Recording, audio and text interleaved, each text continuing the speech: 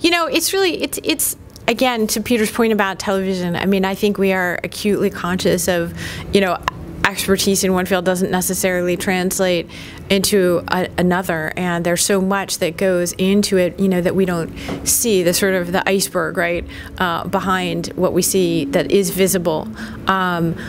It seems like it's the golden age of, you know, documentaries, streaming, television.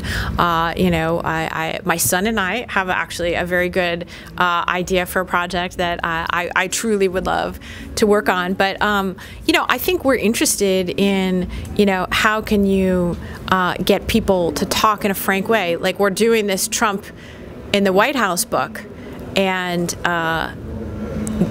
wouldn't presume to do that ourselves. You know, like, I think that we're, you know, would want, like, to work with a great documentarian, or, like, you know, Peter has done a lot of interviews, and I've done some with Frontline, and they do these amazing Washington documentaries, but it's also because they get everybody to talk. So I think one of the big challenges in documenting the last 4 years, certainly in American political life, and we see this with our book, and I think it's even more of a challenge for anyone doing a documentary, is you have people who will talk and talk and talk, but what are you hearing, and what are they seeing, and, you know, how do you evaluate it? How do you fact check somebody? We fundamentally are print reporters, and we're just discussing actually the challenge, say, of interviewing the former president, right? You know, it's not a television interview, but what's your obligation to fact check even in a situation like that? So it's a huge, and I think in our polarized society, this is going to become even more of an issue for journalists.